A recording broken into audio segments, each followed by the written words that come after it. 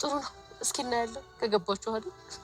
ግን እማዬ የት ሆስፒታል ነው የገባችሁ? ሰላም ይሄ ሂጅ ልጠይቃት ስለ ደረጃ አንቺ ምንም አትሰሪም። ይዙ ቁጭ ያለ ወይ ካልመጣች ግን ሂጅ ጠይቃታለሁ። ሂጅ ጠይቃታለሁ።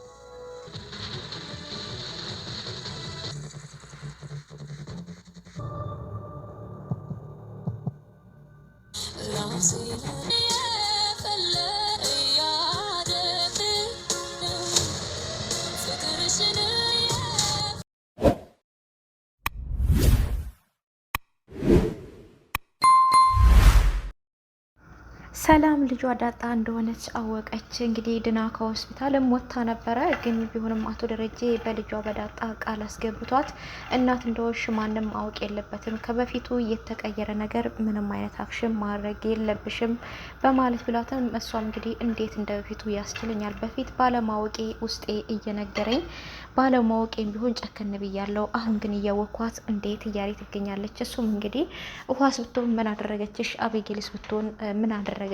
ይሄ ሁሉ ቤት በአንድ ሰው ምክንያት መበላሸት የለበትም። እኔ ነገሮችን እስከማስተካከል ድረስ ልጅሽ እንደሆነች አውቀሻል፣ ነገር ግን ከአንቺ ውጪ ማንም ሰው ማወቅ የለበትም እያለት ይገኛል ማለት ነው። እሷ ግን እንግዲህ የእናትነት አንጀት እንግዲህ አይኗ ክርትት እያለ ነው። እንዴት እንዳሳዘነች ማለት ነው። እና እንግዲህ እያደረጉ የተጠቀመኩ ሲስተም በሱ በኩል እንግዲህ ጥሩ ሲስተም ነበረ።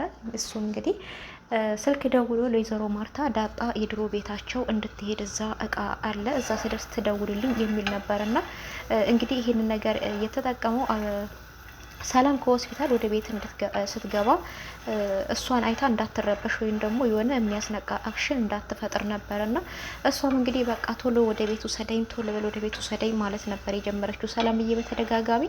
እሱ ግን ተረጋጊ፣ ይሄ ነገር ብዙ ነገር ያበላሻል፣ በጣም እየተደነገጥሽ ነው፣ ደግሞ ሆድሽ ውስጥ ላለው ልጅም መጠንቀቅ አለብሽ እያላት ነበርና እሷም እንግዲህ በቃ የእናትነት አንጀት ነው፣ እኔ እሷን ማየት ብቻ ነው የምፈልገው፣ እንግዲህ በቃ ምንም አልፈልግም፣ ወደ ቤቱ ሰደኝ ነበር እያለች እየተመለከት ነውና ነገር ግን እነሱ ወደ ቤት ሲገቡ ዳጣም ከሄደችበት ተመልሳ መታለች። እንግዲህ አይኗ ክርትት እያለ እያየቻት ወይዘሮ ማርታም እንግዲህ ግራ እየተጋባች ይሄ ነገር ምንድን ነው እያለች ነበርና አቶ ደረጀም እንግዲህ በጣም እየተደናገጠ ነው የሰላምን አክሽን እያየና እንግዲህ ዳጣ ከሄደችበት ስትመጣ በመስታወት ውስጥ እየተመለከተች በቃ አይኗ ክርትት እያለ እያየች አይኗ እንባ አቅሮ ነበረ እየተመለከት ነውና እናትነት እንግዲህ ሚስጥሩ ጥልቅ ነው። እናት በምንም አትተካም። እናት እናት ናት። በቃ ብቻ እናትነት በምን አይነት ቃላት እናትን እንደምንገልጥ አናውቅምና እግዚአብሔር ለእናቶች ረጅም እድሜና ጤና ይስጥልን ማለት ነው። ወይዘሮ ማርታ መልካም እናት ናት። ነገር ግን ይሄንን ነገር ካወቀች አቶ ደረጀም ይቅር የምትለው አይመስልንም ማለት ነውና እሱም እንግዲህ እችን የመሰለች ልጅ ለምንድን ነው መጥቶ የማይጠይቃት? ይሄ ሲሳይ ደግሞ መቼ ድረስ ነው እናቷን ሳታውቅ የምትኖረውም እያለች ነበር ለናታንና እንግዲህ ናታን በጣም የሚገርም ጥበበኛ ልጅ ነውና የልጅ አስተዋይ ማለት የልጅ አዋቂ ነው ናታንና እሱም እንግዲህ ምንድነው ያላት ምራንቺ የሲሳይ ሚስት ብትሆኚ ምን ታደርጊያለሽ ነው ያላት። በጣም የሚገርም ነው። ይህን የጠየቀበት ምክንያት እንግዲህ ዳጣ የአቶ ደረጀ ልጅ እንደሆነች ሚስጥሩን ስለሚያውቅ አቶ ደረጀ እንግዲህ ይህን ነገር ያረጋል ብሎ አላስብም። እሱ ራሱ ለመቀበል ከዳጣ ሲሰማ ለመቀበል በጣም ነው የከበደውና እንግዲህ ወይዘሮ ማርታን ያላት አንቺ የሲሳይ ሚስት ብትሆኚ ምን ታደርጊያለሽ ነበር ያለውና በጣም ከባድ ነው እንግዲህ ያለችው። እሱ በጣም ከባድ ነው። ባሌ በእኔ ላይ ሄዶ ማለት ባሌ በእኔ ላይ ሄዶ ሌላ ሴት ጋር ማግጦ ልጅ ወለደ ማለት ነው። በጣም ከባድ ነው። መቼም ይቅር አልለው ምን ያለችውና ናታንም እንግዲህ ነገሮች ለማግባባት ማንም ሰው እኮ ፍጹም አይደለም፣ ምን ችግር አለው ይቅር ብትለው ማንኛውም ሰው እኮ ይሳሳታል። እንኳንኛ ሰዎችና ልብ አምላክ ዳዊት ተሳስቷል፣ ለእግዚአብሔር ቅርብ ነው የተባለው። እንደዚሁም ጴጥሮስም እኮ ተሳስቷል፣ ግን እግዚአብሔር ደግሞ ይቅር ይላቸዋል። እኛ ሰዎች ታዲያ ምን ችግር አለው ይቅር ብንባባል ነበር ያላትና እሷ ግን ጥፋት አጥፍቶ ይሆናል፣ ነገር ግን ለጥፋታቸው ደግሞ ቅጣት ተቀጧል እነኛ ሰዎች እና ለማንኛውም እኔ ደሬ ይሄንን አደርግም። ደሬ እኮ ለዚህ ነው ያገባው። በጣም ታማኝ እኮ ነው። ለቤቱ እኮ በጣም ክብር ያለው ሰው ነው። ለዚህ እኮ ነው ደሬ መርጬ ያገባሁት ነበር የምትለውና እንግዲህ ሙሉ እምነት በደረጀ ላይ ያላት ማለት ነው። ማርታ በደረጀ ላይ ሙሉ ልብ በቃ በሙሉ ልቧ እምነት አላት። እሱ ይሄን ነገር አያደርግም በማለት ማለት ነውና ይሄ ነገር ግን ደግሞ አንድ ቀን ይጎዳታል ማለት ነውና ናታንም በበኩሉ እንግዲህ ይሄ ነገር እኮ ማንኛውም ሰው ፍጹም አይደለም፣ ሰው እኮ ሊሳሳት ይችላል እያላት ነበረና እሷም እንግዲህ መቼም እኔ ይቅርታ አላደርግለትም፣ አይኑን እንኳን አላየውም እኔ የሲሳይ ሚስት ቢሆን ነው ያለችው። እና ግን ምን ታደርጊያለሽ ብላትም ይሄን አደርጋለሁ ብዬ ግን አልናገርም ያለችው።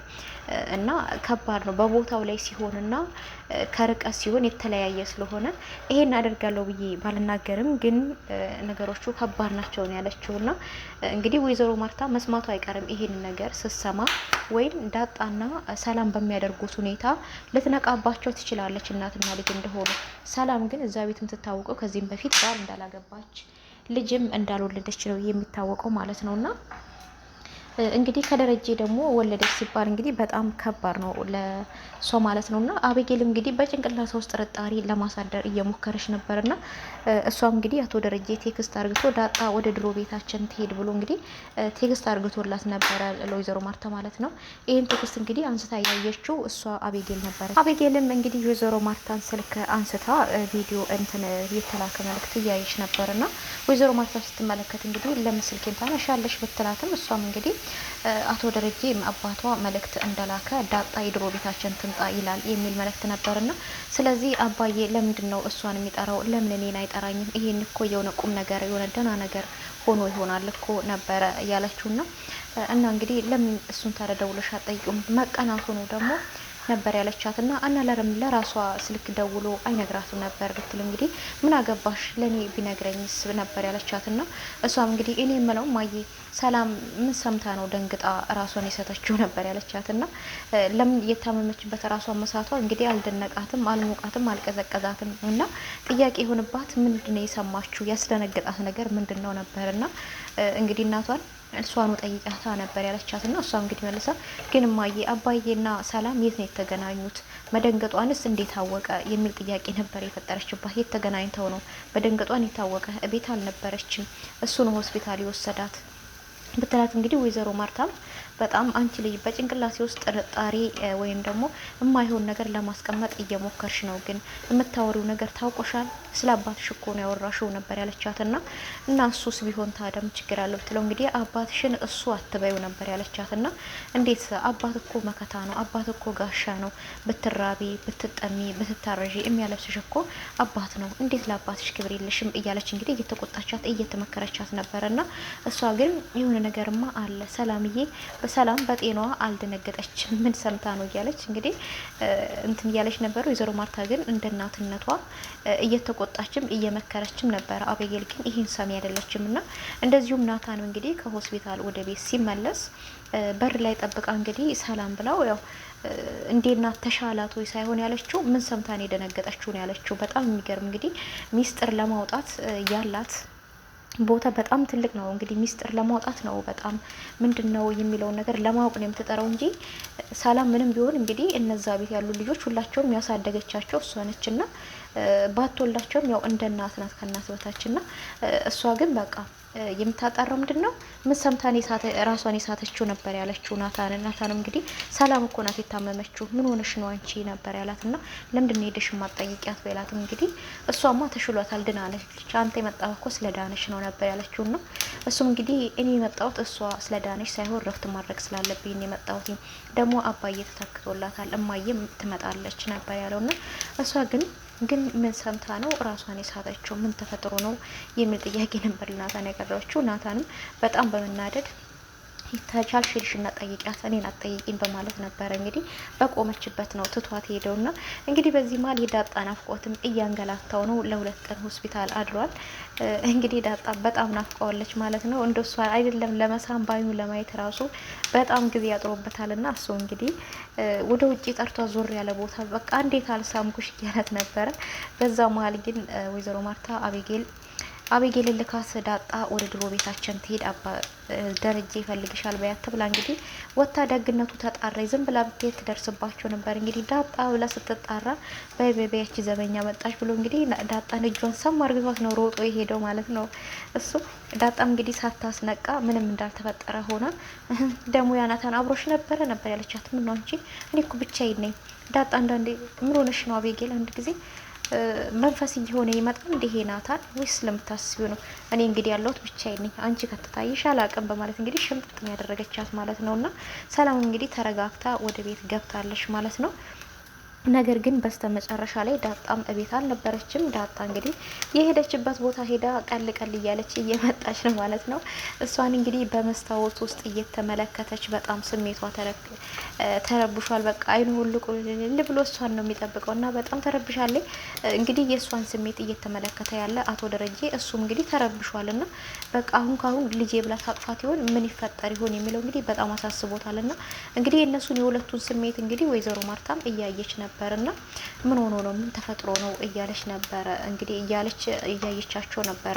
ዳጣም እንግዲህ ከውጪ ገብታለች። ሰላም እንግዲህ አይኗ ትክል ብሎ ዳጣ ላይ ቀርቷል ማለት ነው። አቶ ደረጀም ሰላም ቃሏን ልታፈርስ ነው በልጇ ምላ በምትወዳት ልጇ ምላ ቃሏን ልታፈርስ ነው። በቃ ዛሬ ተዋረድኩ እያለ ነው እሱም ማለት ነው። እንግዲህ ዋናው ደግሞ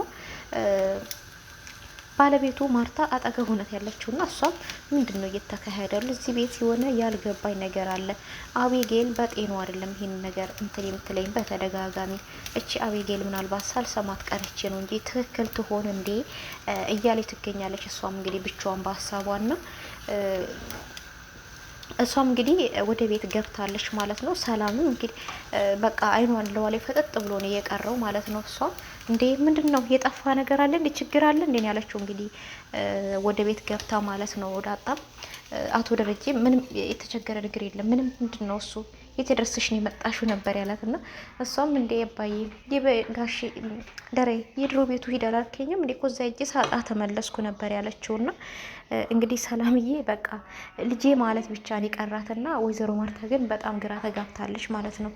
እና ምን ይፈጠራል ምን ይሆን የሚለውን ደግሞ ቀጣይ ይዤላችሁ እመጣለሁ ማለት ነው። ውድ ቻናል ቤተሰቦች ለምታበረታቱኝ አብራችሁ እንዳላችሁ ሁላችሁንም ከልብ አመሰግናለሁ።